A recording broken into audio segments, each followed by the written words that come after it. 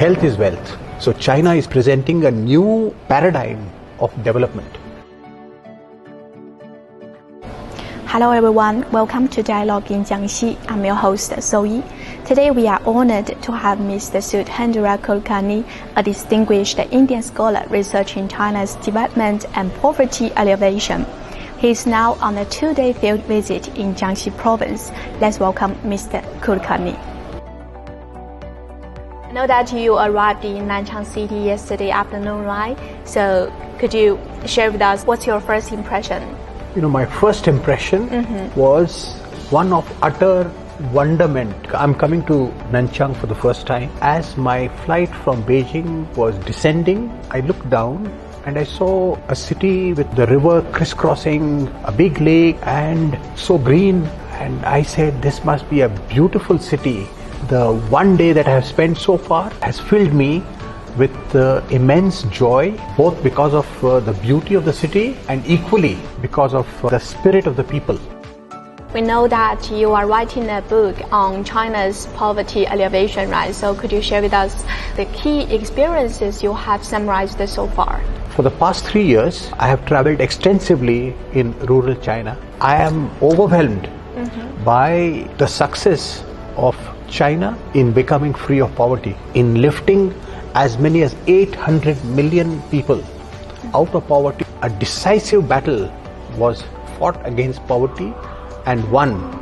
And that is a story of immense importance for the entire developing world and especially India. And I have come to the conclusion after visiting all these places that India and other countries, what we call Global South, we have many lessons to learn from China in eradicating poverty and also rural revitalization.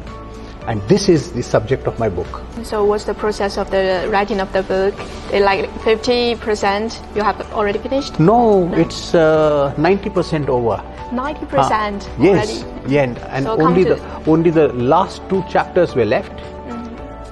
One was about traditional Chinese medicine and how traditional Chinese medicine has been modernized and how it has contributed to rural transformation. So that's why I came to Jiangxi Province. Oh, so that was your plan.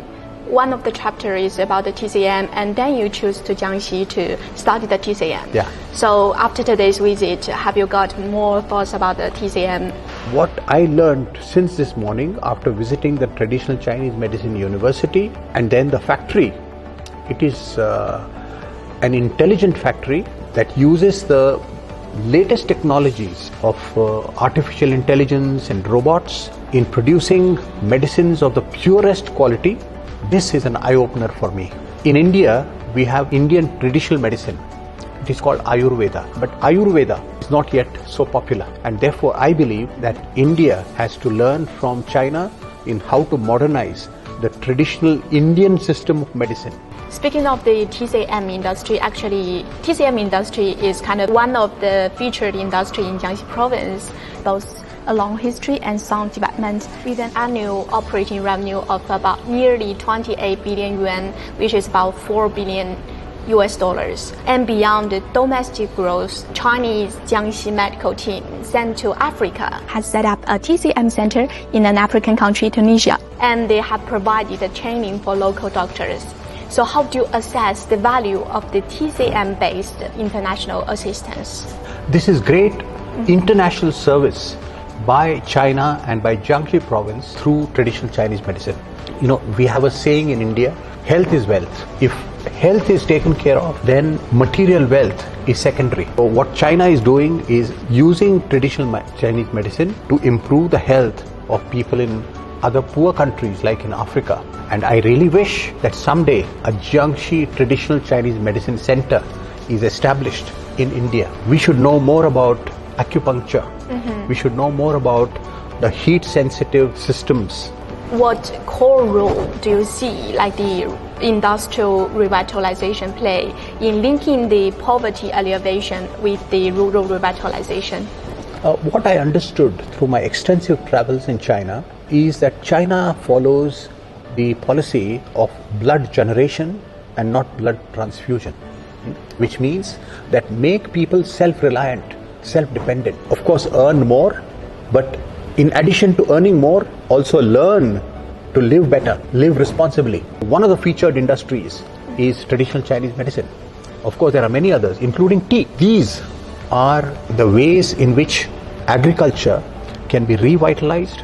So China is presenting a new paradigm of development. Thanks so much for your wonderful sharing and your valuable insight. And also, we are looking forward to a new book presenting the true story of China to the world. Thank you so much. Thank you, Joey. Thank you so much. That's all for today's dialogue in Jiangxi. Thanks for watching and see you next time.